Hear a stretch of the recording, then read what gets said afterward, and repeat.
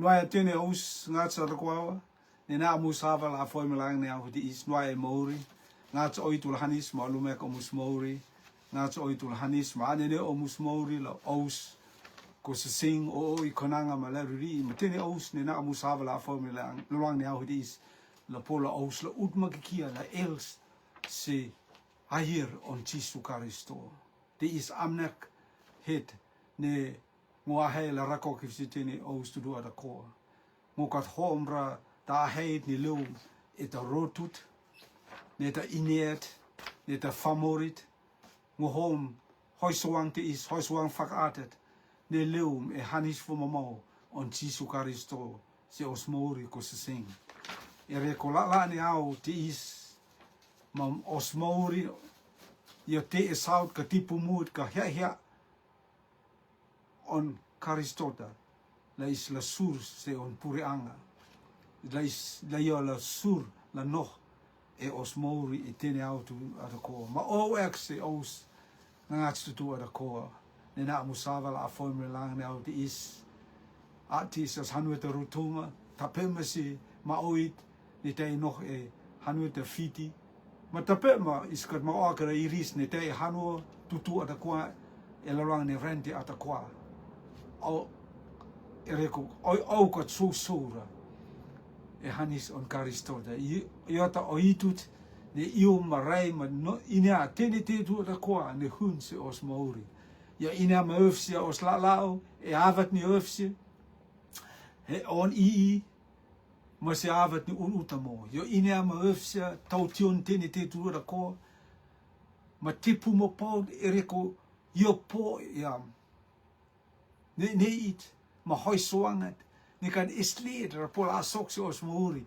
o ngat ki yo Jesu Karisto Jesu ya ena ngo da nusuar let mani sure ngoa ya la po meur te isko se sing hotas e nusuar ni ala hoto is e nusuret ne iskat po fur mariora os Maori kokono wa haa ma tene te da kua fakikia se kakoia os Maori ma huaka os Maori se hutut ne maxul de onrenge te is so sing te is havat ne is la fu la reta chenet ma reta te tu de os Maori e reko tene te la pola soks os Maori ki poi ka e verversin ki poi ka e oafse ki poi ka e hilia Karistota e tironi te I ni matene te ada kwae ne e ka chiminte hoipuangra e ta la hoipuanga e la luang ne au hidi is lele la is la retas ro itut mate is pola utut me me semua ngati tingati Jehova mo exo hanis fo mo tingati se otomis famori koinanga oi maleruri ne te hanueta rutuma fiti mateni ututuane rende ko tingati hanis ko tingati mo hanisi mo kiresi ko tingati la ho miris ko tingati la hotaka ma oi to tingati e nohot em nusuar ne hala nusuar ne maksulu ko tingate la is la surus e ea se nusuar ne tafta nusuar ne Maori ko tingate nusurit ne e verversin mai husfaya se te ni risu da kwa ne he se ea ko tingate e pa Maori ai tala soi okia iris te is ko tingate lang ne au de is tingate soi okia do mis famori ko tingate e mama wo ne angraksa mama wo ne Maurit ne te e maxul ko tingate hota ka iris mo sura ka iris se nusuar ne Maori la is la rea so amnoki o salama o pa esi ko tingate la iris la rea tet ne e verversi ko tingate ko ena tet ne ololumu te la helewen te is farok iftene te ata kwa e asman man o le te Jesu Karisto karamisa moriang iset. Amen, amen. Fayak sa tene ausuru da koa, ne na musava la foi mrang ne hau de ngo inya. Ne hau hiti is, ya hau is out ka hau pumuche o Maori. Ma e kaluhara, kipu ka na o ava la foi mrang ne hau te is. Te is amnek ni reson te is ni wahel rakokif. Ma feyang se ause ya hau te isi. Motit ni rotu e hau fakmur te is. Motit ni rotu e hau fakmur te is. ere ko la ni renti e lorani tironti I ma kilte on famori te kikia e sal ne fea kokono mahanono. Iris oris mafa, mauris kilte, mauris mauri, te kikia e sal taang. Taona ko sasing e renti e lorani tironti I matini sok soko e renti e lorani tironti I yo hoam se isa raksa noa noa makokono ko sasing os mauri tipu muut se oitu e reko oitu raiva ia tini tu ada koa ne la isla la e os mauri tini is hoi puanga e os mauri tet ni ispakat esra ma ispakat wafra ne sok se os mauri tini autu dur koa oitu ina ma vehia nonos la isla io se oitu se karistota ia ne talapo la Chenia ma meni okia ngarui ni firta ngarui an satanda e os mauri la pola isla poea wutut ma tikehet ma salat ma amnokit ni nonos la isla helewen sin e rekotesi pukhata rakeksi isa kose sin chone vai samaondo ma utfula humo folde ne pukhata ya te ne te I ngo feng ex o usa tisu feng ek vea se onele arakte aus la engoa fingalele kose sin ma heisi amnaki di is masal engoa yang kia e famori yang kia e taleet yang kia e tarotut yang kia e te mune e na sal hoi oki na te hoi oki engoa tisu ia engoa la omus hunga la nog voor Maria ke poi ka ngokat pupore e omus hunga voor Maria kal pupore e ousa ka ke poi ka ngou te e o muswang tutu voor Maria te e ousa e rende o noha ru ka voor Maria makikia tisu ia mavea e rende isla noha ru isngat ke au oiret ek isngat ke au kot ek itini au dulu da ko la te I raksa ni rende la se hilewen si isa Tisu ya enango fakrava hia renti. Ya fakrava hia renti. Ya ta sapa ni ya ta sapa ya ta poya espur ni renti matini tiru da koa ni sok e lolang ni renti. Karisto ta tisu karisto yota es ne ka espur la pola a ofia meni akia matini tiula si sok se os mauri yota poya. Pukhada ia e ta tiranit ka ya malila rakti hotif e ahoihit si ruone halalau si ruone hanapa matei uon pau ne tante is ne sesti is katei sokwan voltitiu malang mahat sokon Maurice ahoy da kamat la sol se lopo matei ris oho maya kungangat ekat ahere sirisa matei tisuia ereko omus pilifi me asiren matai tisu rechaksa on si hapa mo yo fu exe lenta yo fu exe volu yo fu exe tiniti da kwani rue la mena akia tiniti orisla lao matai avat ni tisu toe matiniti da kwa fu makan esteda sok matai oris ahoy da kamar da la alele si utut matikehit ni ira la sin amnake de is ko sing karisto tisu yota es puerca es ne se tene teto kwa ne rente yota tisu esiat ni fu oka tene te ma kipuka yota fu oka tene te ata kwa el rente ma rente ina yo chone vai tatum goed voelde yang da persi isa tene te ata kwa rem e karistota ma e tene te atakwa ni re vohia. Ia ke te ni re ka yokat pupura e on re rengi. Tene te atakwa rem e karistota. Rente atakwa ma tene te atakwa ni rani rente inia veha tisu karisto. Ni ris leum e ia. Kat isteda rem ki boy ka karistota kat pupora. Karistota tei onde renge ta on teni te reva hia ereko chisu karisto. Mate isku se sing. Kat istira no wasi chisu karisto. Maka istira no wasi o mauri ku se sing.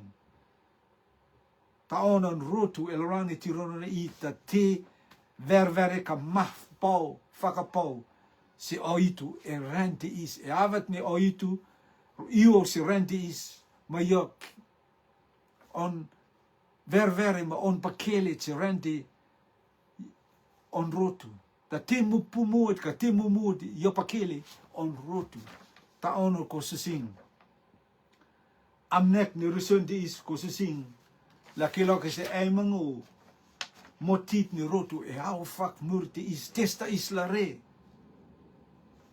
Halleluja. Sa yo hete is ka testa on fuang ni is la re e reko motit ni rotu e lolang ne au fak murte is.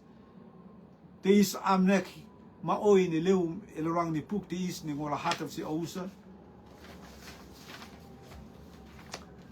On ta amnek ni rotu fakaristo yake e ri rota ka famurda te isko se sing sema okia amne pumohi de is karistota on jo verwerki kia se famurda maur on famurda yanke kia rotu ri rota maur ni ri rota ka maur ni famurda puhata ya si isa veitata si utata si utruta.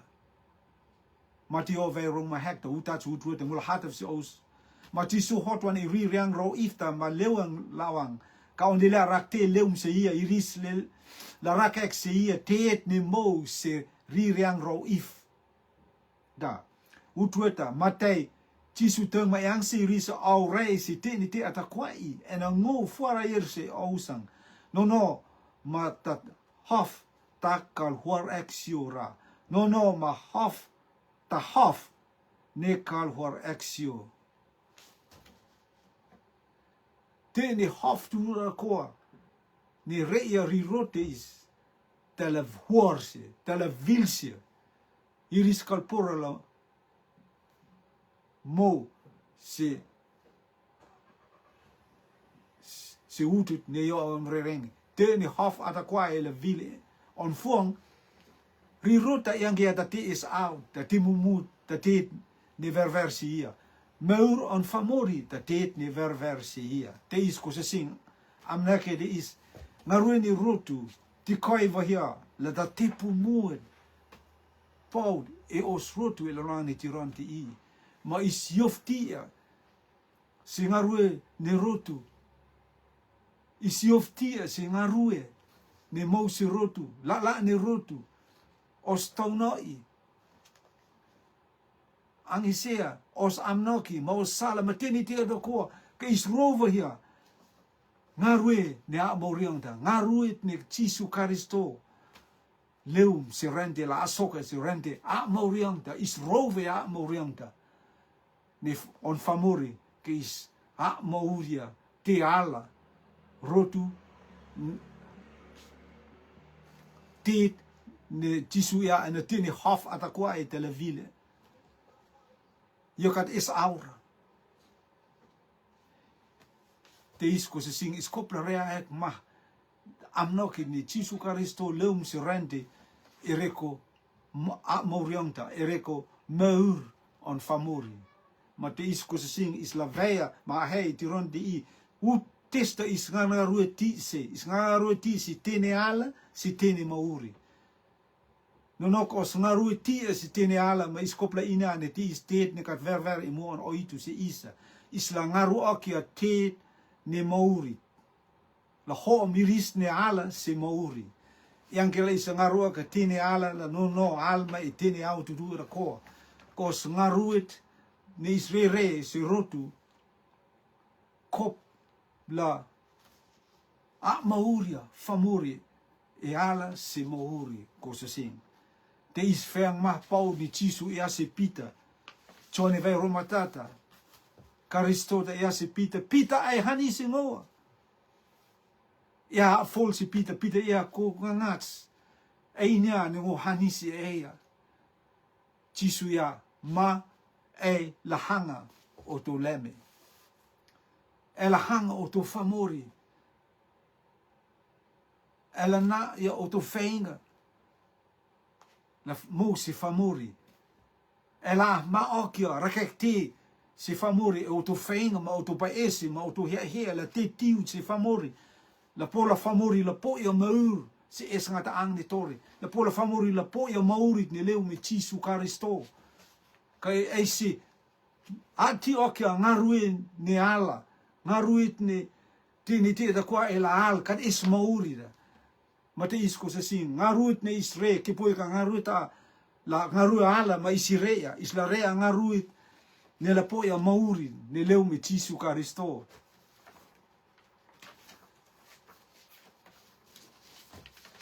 mate is kopla reak mahpau haleluya ereko e Karistota ta hia ma amnokit ni tipu mood ni norse isla re la pola famori la sur si pure ang nelongi pukada ia si isa e pola puk on ruani puk on koronita se vai jam te mo sama hifta ma ki poi kata ka le e tei e Karistota ma ia famur fo o en atiniti atakwa e tokana ma hele wen la te fo o motit ni rotu e au fak murti isko se sin hele umia se os rotu e lani tirondi i testa is asok ma tipu mude no notsla isla re teni mosi alda ni teni mosi mauri pugada isa ne e Karistota famuri po mausi es ngata ang ni tori tis tipu mude no notsla isla ha mahauka os ngarue la famuri la sursi puri ang ni longi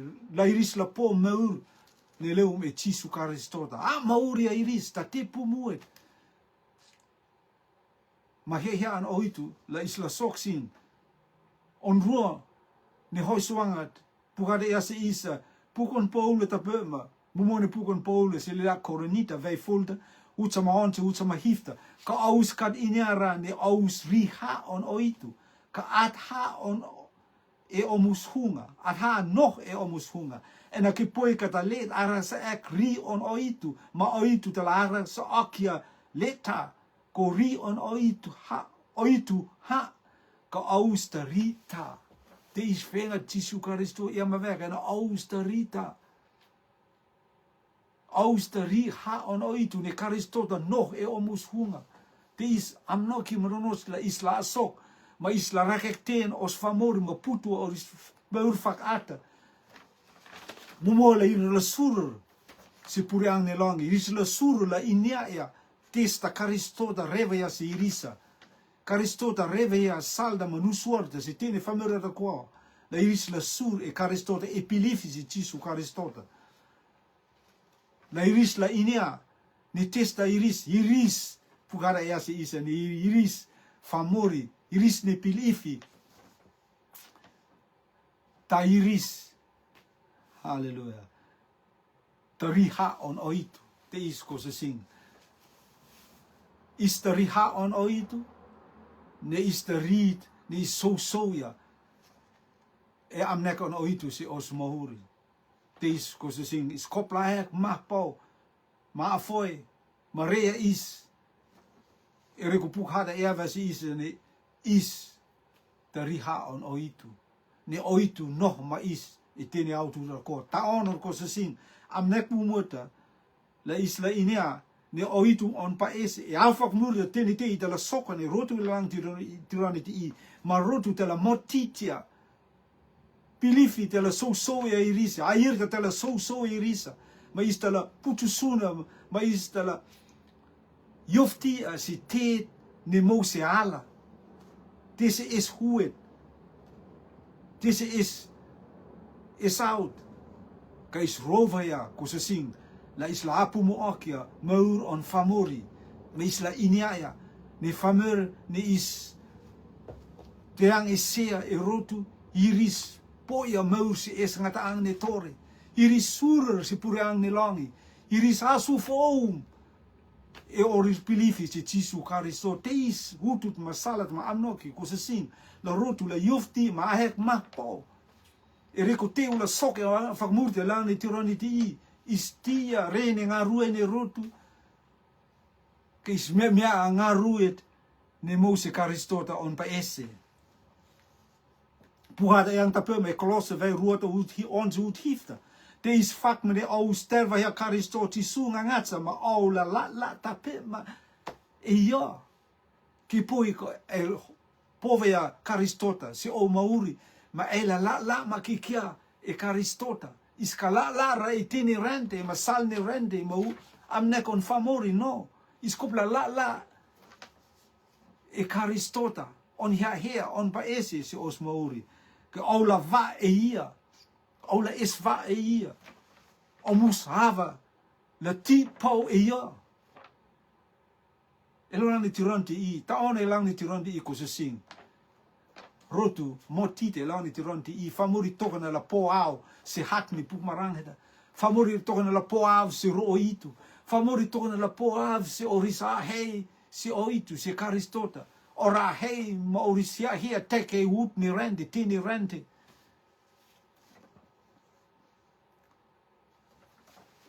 te isko se sing iskopla rea ek mahpau ni testa isla re e la luang ne au te isko se sing hallelujah on rue motit ni rotu e la luang ne au no te is na au fak mur te is sokon e reko amnek ni rot fak ristola isla tau pirse sala year on ono ni te hallelujah e puk marangheta sala year on oitu te e puk marangheta iskopla hatsi puk marangheta ma istale inaya sala year on oitu mula hataf si ea utfolder si utlam na puk hata ia manono ma ya pei is sol ni olive ka on lila rakte leum si ia ma ya si ia ma yang ela forum si omisa ne e i te hele e kis omis e ne te i te la hele e kis la hele e avas mahi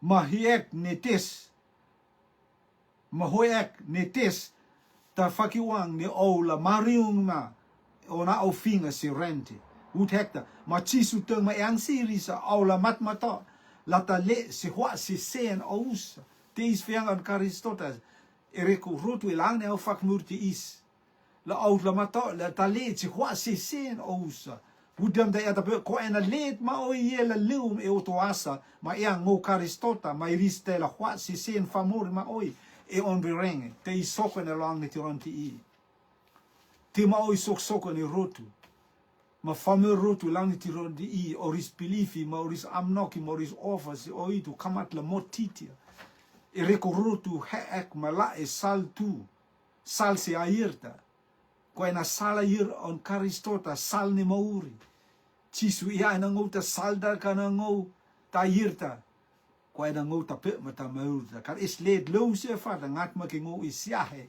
ma de is rotu is koplo na ya hun ne os rakektimos amnoki matiniti ata ko se Karistota ma on feinga ko kan is sal huyoki ta is tironiti famori rovia sala yirta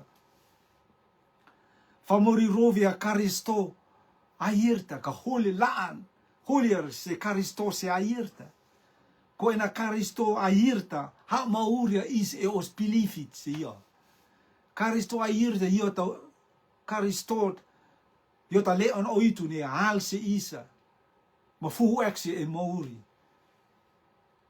ko ena let mani pilif se ia la po mau se es ngata ang ne tori ta Karisto ne maurte ta yo na on mauri se isa ma yo pa es la isla po maur e yo ma po ya ala lumut ni te iyo si os mauri la po la is la hom tini ristu tu akwane mau iris no e maxulda la iris la hoto ma leum se Jesu Karisto e rong henta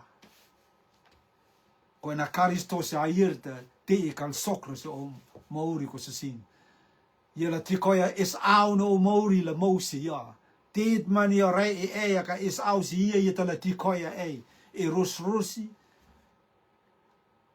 Ma iankia e nonots ni puka feang an oitu. Ia ta la a se sen te air on karistota. Ma soke lo ni tiron di. Iskobla io se rotu lang tiron di utu sta islaoe. Iskadla re sal nonotso. Isla ke sal silili mata onan rotu lani tiron di motitia. Erekoris hotoas malatus e sala air on oitu. Ma hea an oitu si os Maori ko se sing.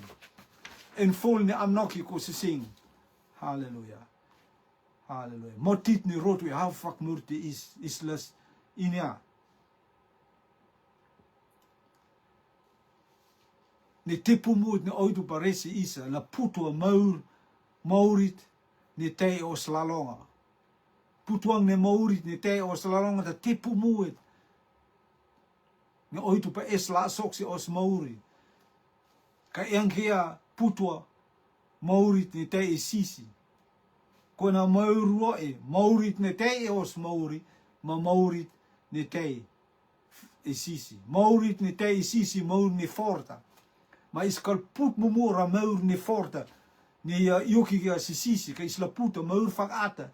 La io makika se karistota mon fainga e tini au tutu da ko pukhada ya se isa vei ut onda se ut hifte se ut volda ngol hatef se ousa ma aus te la foi se pil ma se rong ne pil au la io la au se mamor e kononoa la hele se te yanke au fiongta ka simin te hele ra ka tini te ra ko la sok ka au fiongta ka simin te hele ura ut hifta ya ko ena lelea hanuet te la vala la hoi piluang ma lelea ne hanuet ka puri anga te la hoi piluang ma puri anga ma avsang ma rue ne hanua ye la hele e ututu e onre renge te isok sokon ko se sing ut valda ma ena te ne te da kwa e on kamatanga ne tau hua te ne te da kwa e reko tesi e reko famuri iris furva ya se oitu ma amnek on karistota mon feinga si isa.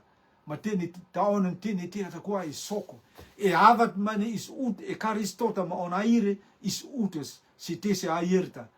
Ma tini te e maksulda. Ma isla hoi puang. Ma te ne maksulda. E reko is awa te ne maksulda. Nonotsla isla fumo ma kiki os pilifis e te on tisu karisto kataang te ne tafta. Tit ni la put os maur fakate os lalonga la ne la hier ko ena taang tipu moed ni karistota paes e avat ni isputa famur karistota tini mosi karistota e os lalong hunga ma ista la poya amnoki mas ya on oitu on karistota si os mauri Roma vei liam ta utata yang ta pe ma te is ne anorots ek vahia e pilifi ispo hoia lelinga ma oitu e reko os ngangata Jesu Karisto e ava mane is believe se Jesu Karisto ma ia leum se os Maori ia leum ma hoam se isa hoia lelinga ma oitu ma is ver e mo an oitu af se isa e reko os believe se on leta Jesu Karisto ma anche tamara ka furmaria heleuan se isa ma is inia ni te fo'ou sokon se os Maori.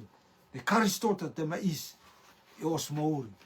Ko ena te ni soko se os Maori istale iniaya. Ma te isko se sing. Motit ni rotu e lalong ni tirone i iskopla iu. Ni testa soko e. Ko iata nusurit ne ispo mangaru e os pilifi. Ka keresi te keresi ne is fufu e on i.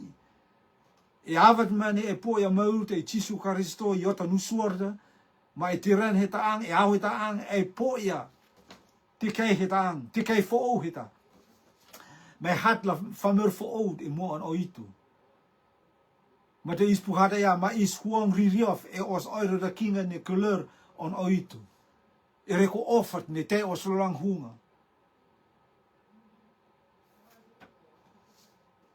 ma te Karistota mon hoi suanga kamat la pul ne kamat la put os maur fak ate os mauri me is terte aru e oiro te kinga e avat ma ne is terte aru e os oiro te kinga ne karistota ma is e tene au tutu da koa yeta la hoi suanga ni is me avat ne is rea tete is huang rut aki is rutak ten iris ne resar se os mauri is rutak is poia huang ne rut akinga ma is poia huang ne rut akinga batei ngaru se os lang hunga ma is poia huang airi ma huang airi nasi is oiro to kinga os mauri ma oiro to kinga kala masrang okra is eta tirone eta ave ereko tese ereko atha an oitu nih wa se isa hanis on karistota se os mauri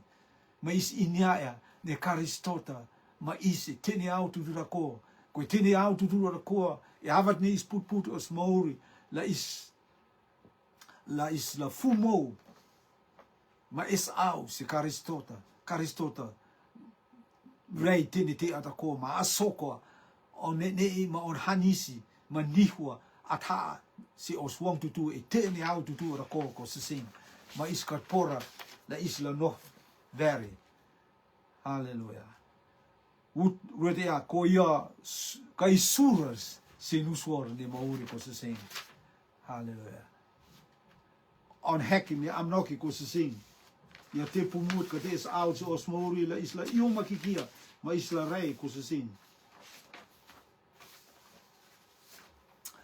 ne motit ni rotu e lorane au fakmurdi is ereko amnet ni rotu ma fakaristo lilia ma oi te fisio se lilia ma oi ereko air te is te ko se sin ereko o offer se karistota ma o offer se on feinga ereko o no fumod e hier ko se sin karistota e ma vene e te la fisio e famur ma oi te la fisio ja se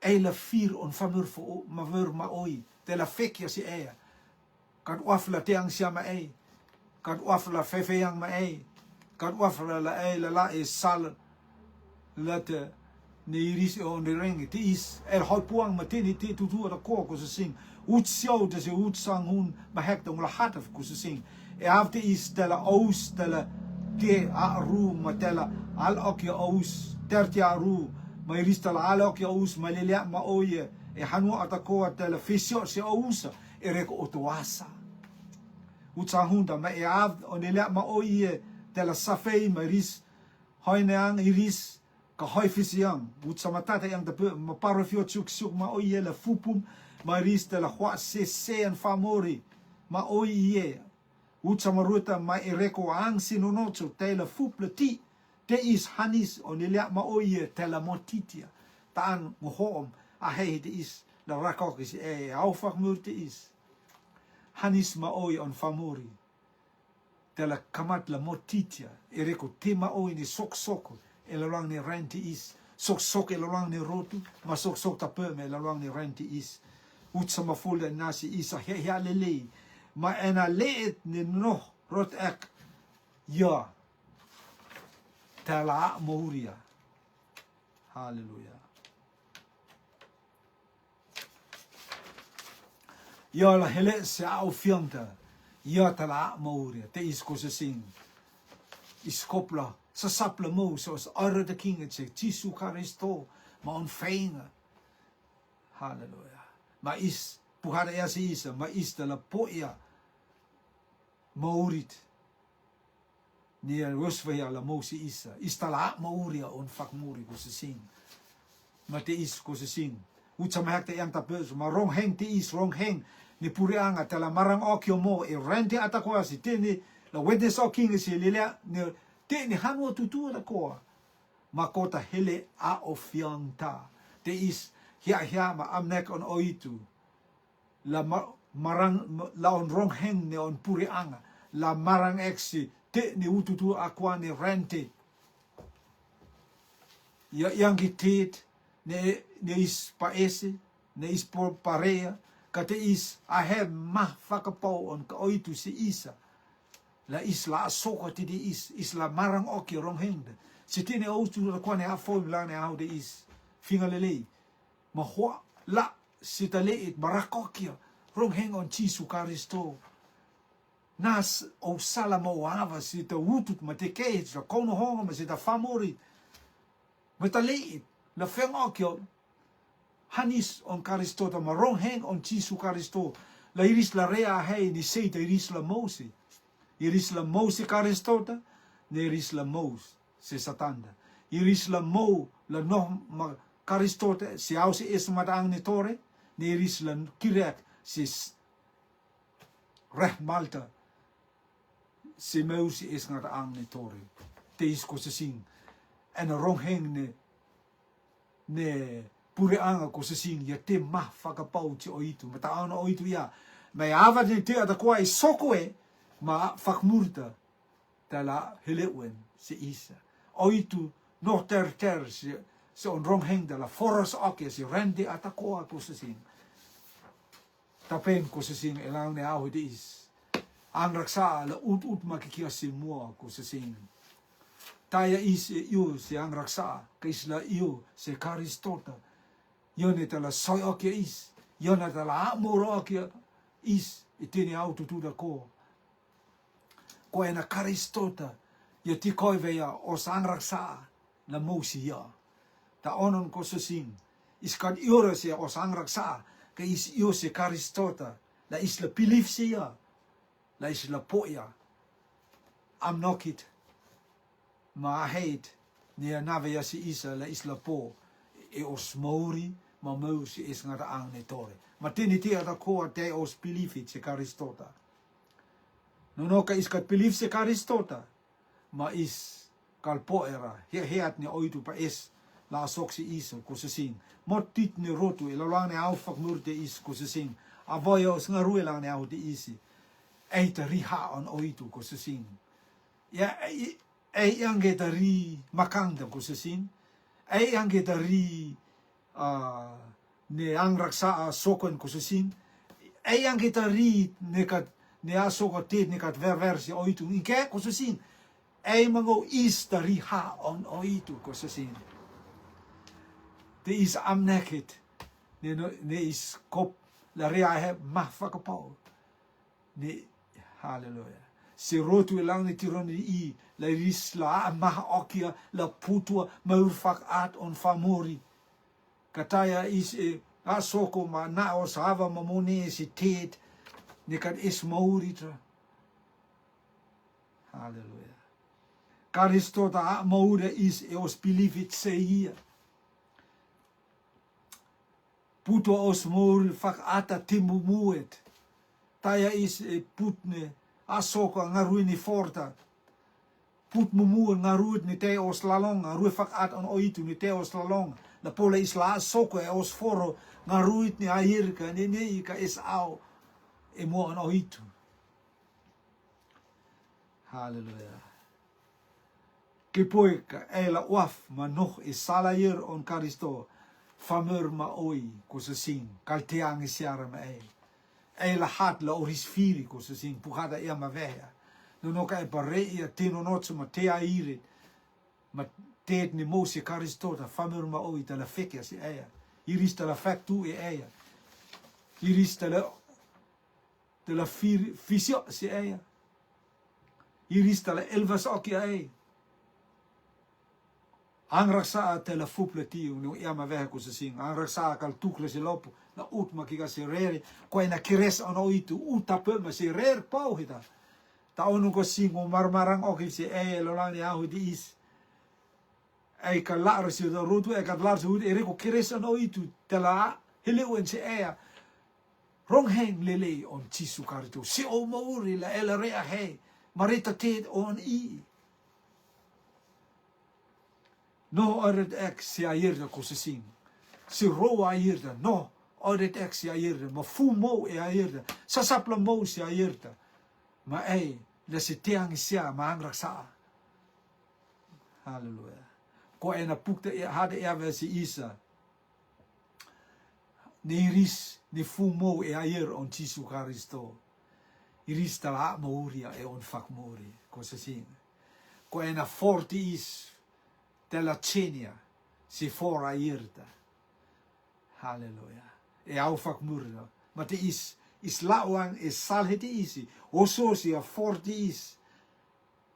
Ere ko forti is yo for haat si oitu yota oitu tari on oitu nog ma isa. Te is amnek ni rotu la cenia os for la is la poia forot ni us la toria Karistote on la hoi o kingdom. No ka for je kat pola hele sin si te kei hita aan. Ma is kilang raks titi sileleit la soksi os mori is kopla hek mahpau ni testa rotu put e lang ni tiron ti i. Halleluja. Rong hemta is kopla marang eksi te ni gututu at kwane la lang ni rente is. Ko ina rong hemta yota am nok on oitu te on ring. Ne on oitu te on ring. Maur si is ngata ang ni tori te on ring. Halleluja. Sai o kinga te on ring. Meni akia os firi matisi lelei ni anga ngoe isi os mauri te on ring. Tene te to kwane mous os mauri e lulang ni rente te e rong hengta. Ta on rong hengte is kopla marang exe te ni ututu ni rente ma te ni hanua tutu da ko la is la rea hei ni sei te iris la mosin. Ma te is ko se singa voya nga rue lang ni aho de is. Ai a foi te ni te da kwane ngo ia ma vehia. Motit ni rotu e lang ni au fak murte is testa elare. Testa elare la sokso mauri la chenia salat ma la het ne la e on i. E inia ma ve ni la de la e on i kat ver si oitu ela pola chene lang ni au de is. Pilif si Jesu Karisto ko ana tini te ea. On la chiang no o mauri te ea ko sing. Kat pupore e talet, kat pupore e ta mone, me ta ututu da ko tini ne, me tini te ta ko te ea. No ka pa es la chene au dis ela posama. Ko ena Karisto da tortore e la si avat man e hile ya. Ya ta la pumia la nog ma e. Ma e kan ho ekra ko sing. Ke poi ka mauri ofia e ko sing. E inia ma vehia ne e la ai pova ya Karistota meu si es ngata ang ne tori ma e tene au tu da ko te is ko se sin naf au di si e ko se sin testa elare January ofsia February ofsia machi te is kamata machi saltista elalau elong ne au di is Karistota e ma vea motit ne rotu e au fak murti is tala sokan ma is kalpura la hek kati la soks os mauri. Naya is Karistota naya si isa la isla rea hei marin mits elo lang ne ahu di is. Ko ena ava ko se sing kalpula ter. Ka eita espursi o ava ko se sing rea elo lang ne ahu di is. La tiniti la soks o mauri. Ma eita la inaya.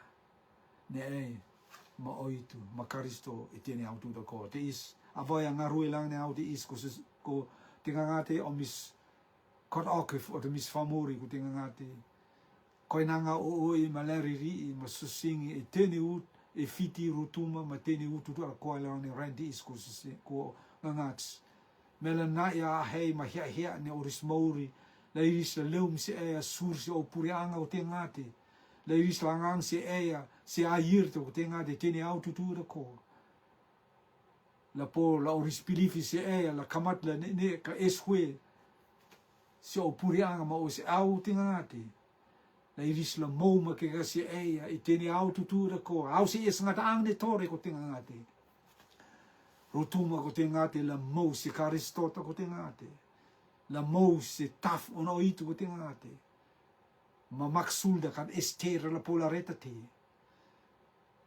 os firikal pola esne ne mareta te ere ko rutuma famori moen se Jesu Karisto e pilifi ma e aire te is faksorok if teni te ko tingate la soka ne lang ne ahu di is ko tingate Faro ke fe asmal man o le te Jesu Kristo o te misa amorang isiet. Amen, amen, amen. Noai atene o sura ko fai ak sei na musawa la afoin ngach o itu lama e tene au tu da koa la po ya is out ma te ne o itu ver se o mauri ma e kal hoa o akra te is ko se sing o I konanga maleri fu amus ma lalum ono itu la ma amus tene au tu da ko fu amus